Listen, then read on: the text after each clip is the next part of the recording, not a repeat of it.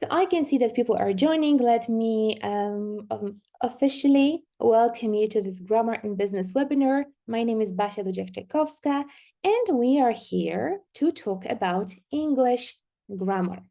So as I said, the third part and the first part of the presentation is theory, and then we will have some practice.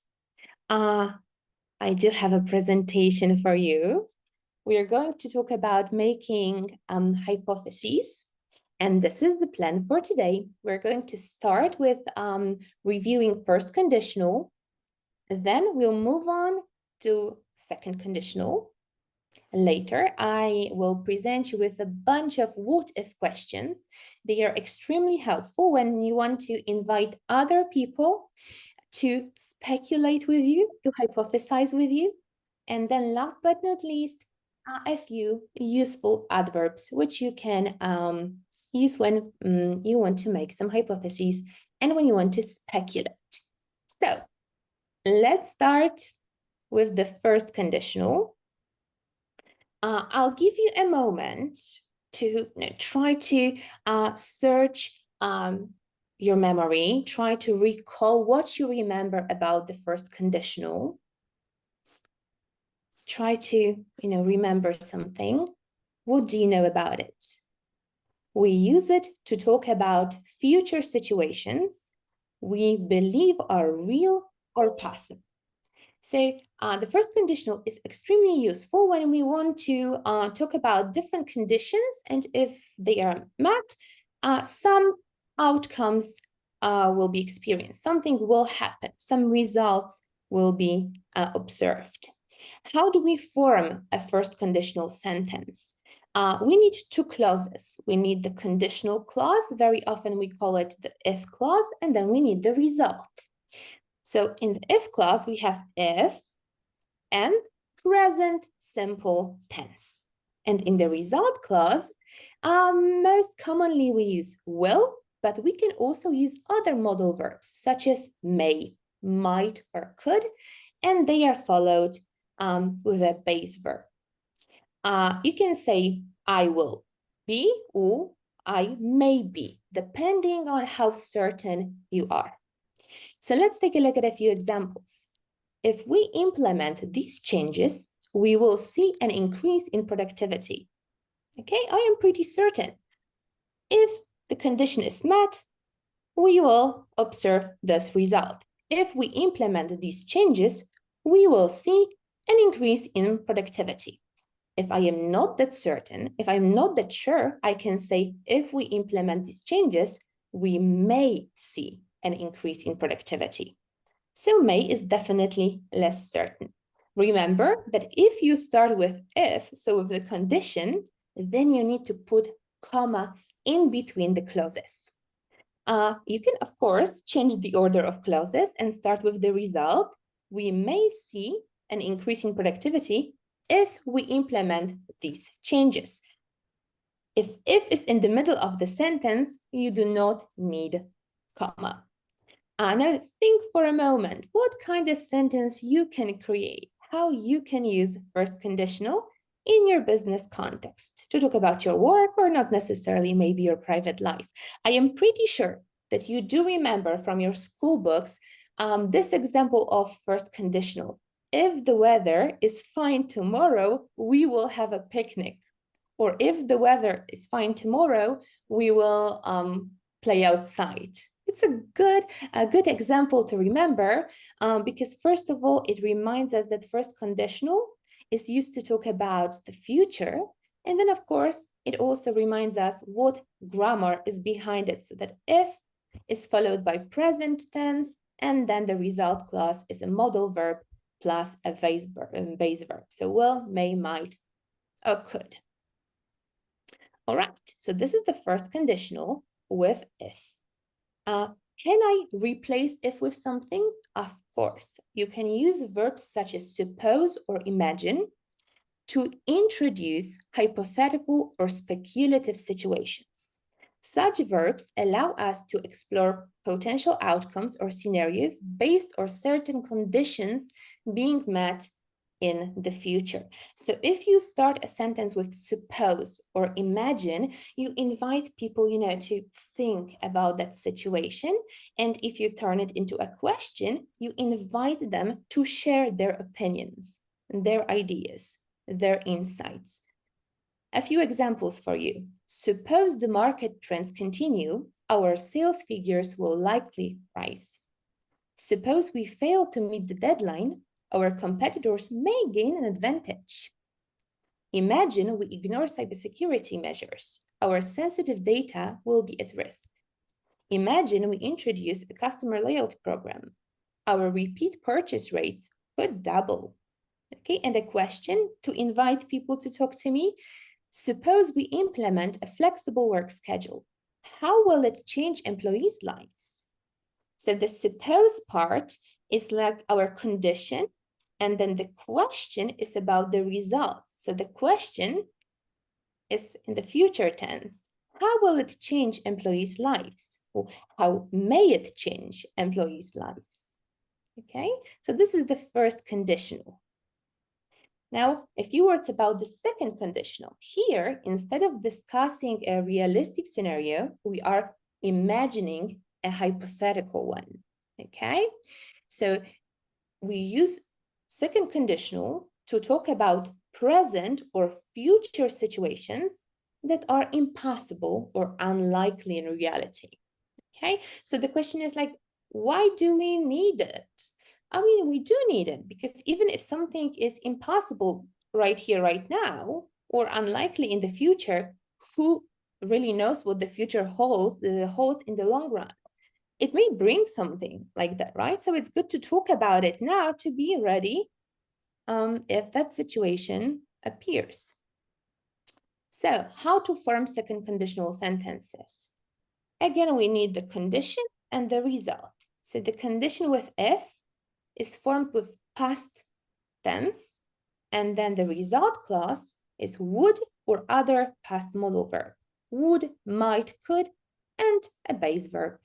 Example, if we hired more skilled professionals, our project outcomes would be outstanding.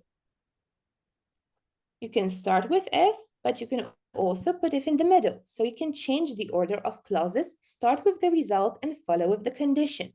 We would consider renegotiating the contract if we had more time. The truth is that we don't have the time. So we cannot really consider renegotiating the contract. But if we had more time, we would consider renegotiating the contract. Okay, I know our budget. We cannot hire more skilled professionals, but if we hired more skilled professionals, then our project outcomes would be outstanding. Again, if you start with the conditional clause, remember about the comma in the middle. If is in the middle, then you do not need comma. You can use verbs as suppose and imagine with second conditional as well to introduce hypothetical scenarios. Here are a few examples for you. Suppose we expanded our market reach, our brand recognition would likely grow. Suppose we didn't offer competitive salaries. Talented employees might seek opportunities elsewhere. Fortunately, we offer competitive salaries, so our coworkers do not need to look for opportunities elsewhere. But suppose we didn't offer competitive salaries, they might seek opportunities elsewhere. Imagine we implemented a flexible work schedule. Employees would be thrilled. Imagine we didn't implement quality control measures. Our reputation could be at risk. And now let's turn it into a question to invite people at the meeting to actually express their thoughts, ideas, share their insights. Imagine we implemented a tech-free hour every day. Okay, so 1 hour without technology at work every day. What would you do during that time? How others might use this tech-free hour? Okay, so the situation is described as the conditional part with imagine. Imagine we implemented a tech-free hour at work every day, and then you ask people to give you the possible results by asking them the other question, what would you do during that time? So to give you a few examples, I would be super happy, first of all. So if we implemented a tech-free hour every day, I would be extremely happy. And I would probably use the time to meet people and to talk to them without the technology in the background. Okay, what would you do? How others might use this tech-free hour? What do you think? Okay. So when you go to a meeting and you host it or you participate in a discussion, you definitely want other people to talk to you. So to generate, some ideas to make people talk to you, you need to ask them questions. So here are the what if questions. We use them in business English when considering various scenarios, when exploring different possibilities and anticipating or predicting some potential outcomes in contexts like decision-making, strategic planning, problem solving. Okay, so let me give you some questions. What if we invest in market research? Yeah, some sort of an idea here. What if we invest in market research?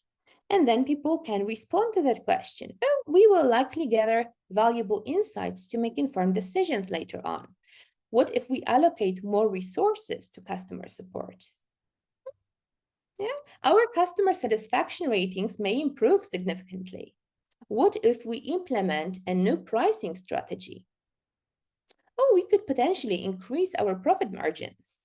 Okay, so ask what if questions if you want other people to participate and hypothesize, speculate with you, and kind of try to predict different results, different outcomes.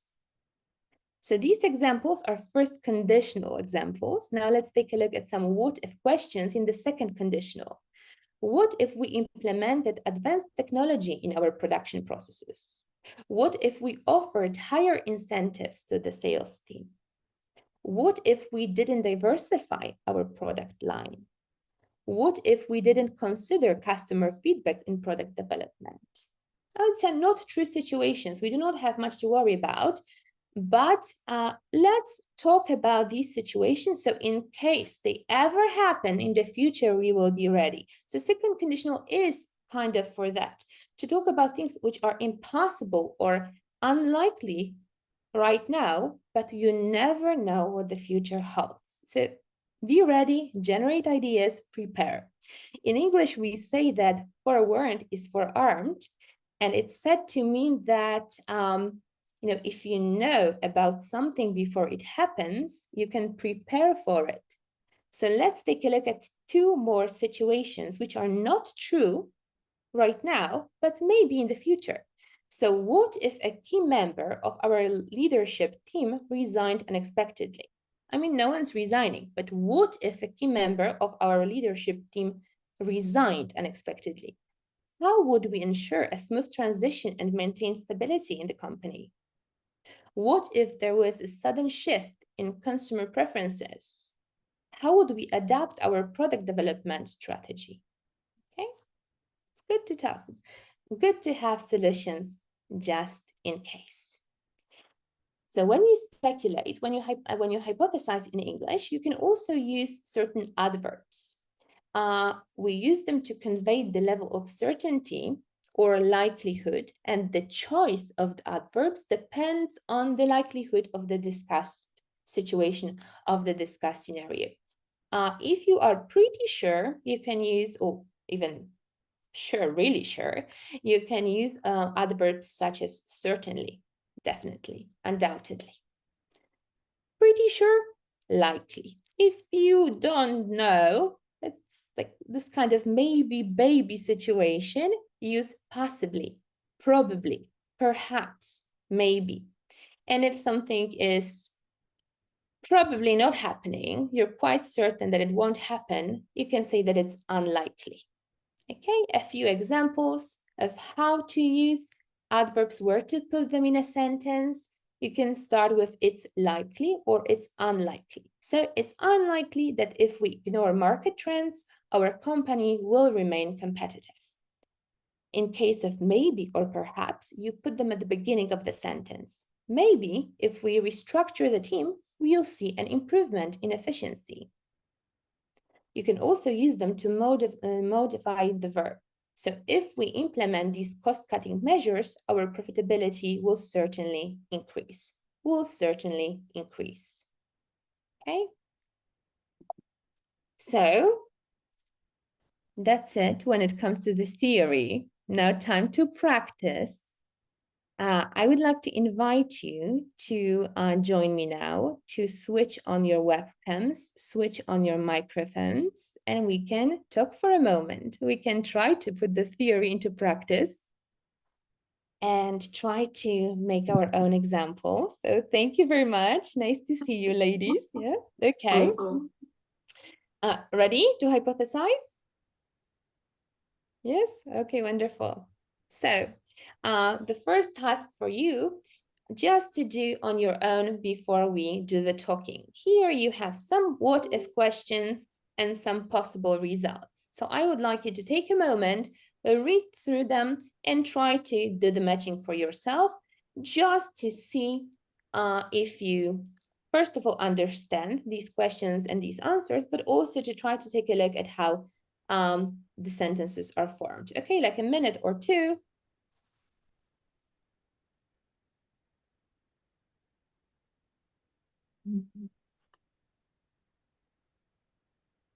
If you want to share, you can say how you would match it. You can do the matching in the chat. You can do it in your head. Up to you. It's not a regular class, so no one's really checking your knowledge here, but do the practice with me. Practice makes perfect. So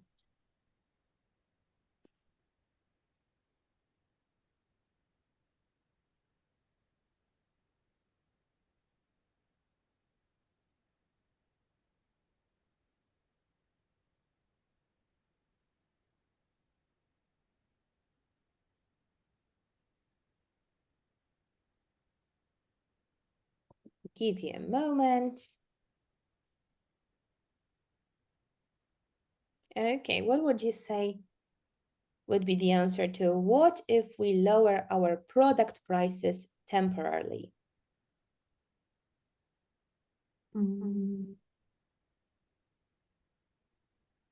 It means that we are considering making the prices lower or making our products cheaper for some time. It's not permanent, it's temporary. Maybe B. Could you read it? We may attract more price-sensitive customers and gain a competitive edge. Yeah, wonderful. Of course. If we lower our prices, we may attract more price-sensitive customers. Good. What about the second one? What if we update our website and invest in e-commerce solutions? I think D. Could you read it? We could reach a broader online audience and boost online sales. Yes, of course. What about the third one? What if we launch a new product line next year?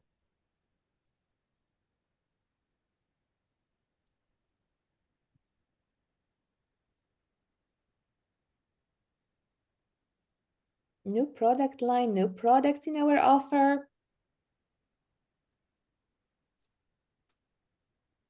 Maybe E. Okay, maybe E. Work, but is there anything that or maybe not even better? If we have more things to offer. C. We'll likely expand Could you our read, market. We will likely expand our market reach and possibly increase revenue. Yeah, revenue. Okay, Mm. yes, wonderful. What if our key competitor went out of business?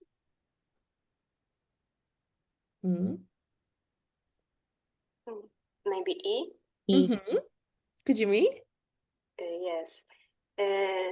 There would be an opportunity to gain their market share, but it might also lead to increased competition from other rivals.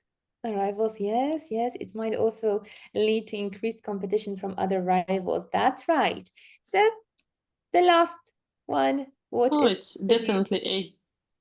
it's definitely A?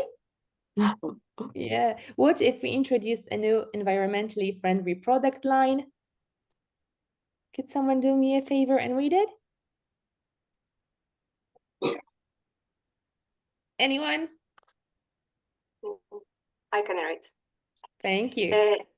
It could enhance Enhance? Mhm. enhance brand image and attract eco-conscious Conscious? Conscious? customers, but initial production costs would be probably higher. That's true. So something positive, something negative. Okay, wonderful. Thank you very much for doing that. You got that right. So now I have a few more what if questions. So do we have any gentlemen here? Because I do not want to say ladies, and there is a gentleman among us. No, only ladies here, at least, using webcams. So which number should I click first? 1. I knew you would say one. You would say one. Okay. What if virtual reality becomes a standard tool for education?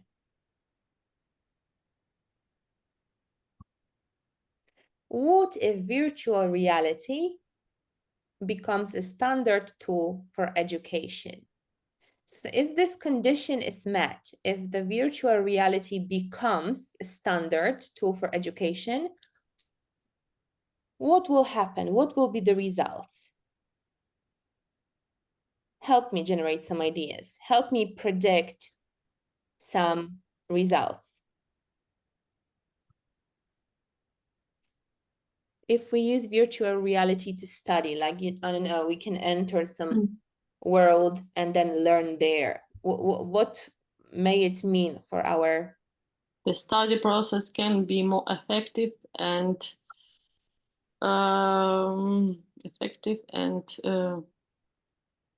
enjoyable, perhaps? better for memorize. Maybe better for memorizing? For memorizing some information. Yeah. I also think that it may be more effective, and I think for some it may be also more enjoyable, right? I mean, think about it. Do you have any other ideas? Like a game. Excuse me? Like a game. Like a game, yeah, like a game. I bet teenagers would love it, huh? Okay. Any more ideas, or should we go to the next question? Okay. So I knew you would say 1 as the first one. Do you want to go with the second one, or? No, step by step? Oh, someone said third. Hey, someone said third. Okay, so let me click the third one. Okay. Can you read, ladies? One of you. So you do more work than me. What if a breakthrough in artificial intelligence leads to highly advanced personal assistants? Yes, imagine that, okay? So what if a breakthrough in artificial intelligence actually leads to highly advanced personal assistants? Imagine yourself with a personal assistant, but AI, so not like a real person, I guess. What may it mean? What? I mean, this is something that is quite possible, right? That's why we have the first conditional here. I think it's all possible.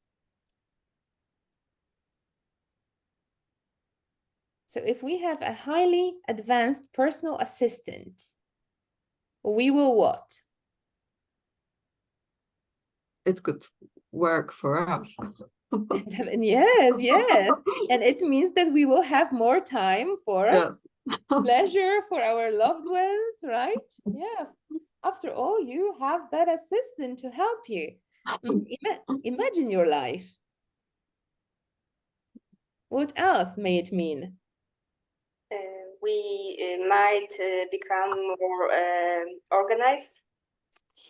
I mean, with an assistant, of course. Any other ideas? Okay, so let's... We will save more time. Yeah, We'll be able to save more time. Yep. I mean, second, I want to say pair of hands, but I don't know if they will work. It will work this way. I'm not sure. Okay. So, what number should I click next? 5. Oh, wonderful. Okay. Could you please read? What if technology advanced to the point where we could download and upload memories? Look, this is actually second conditional. It's because I do not think it's possible, or I think it's unlikely in reality, at least for the time being. But what if, imagine that situation, what if technology advanced to the point where we could download and upload memories? What would it mean to us? What could we do?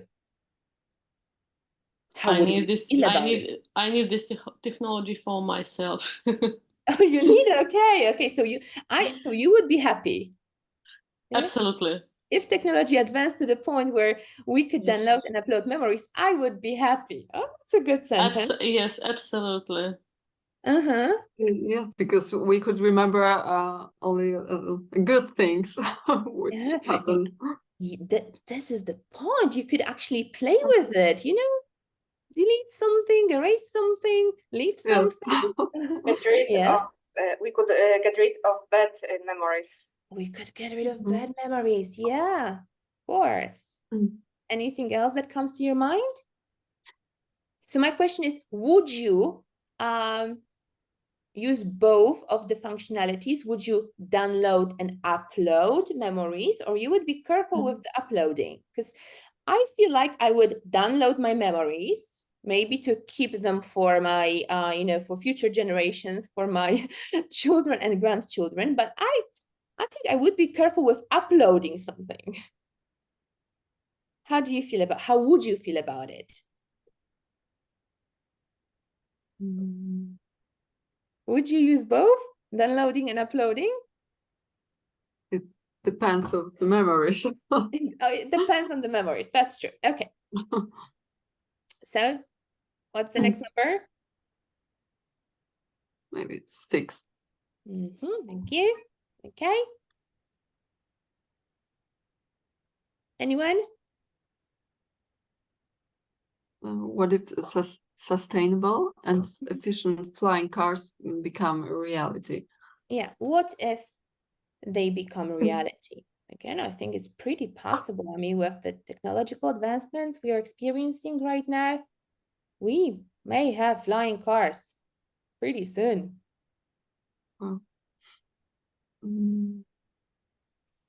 So do you think it will be available to all of the people?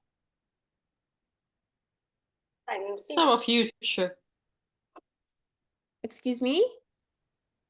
It's our future to It's have our future. flying cars. Yeah, flying cars. I think it's our future, actually. Yeah. Someone wanted to say something. Do you think it will be available to everyone? No, I don't think so. It might be expensive. And probably it will be available only to the rich. Yeah, to the rich. Okay. It can help people with disabilities. Oh, yeah, it can help people with disabilities. Yes, definitely. It will be a breakthrough if that happens, right? And it will be extremely helpful in many spheres of life. All right, ladies.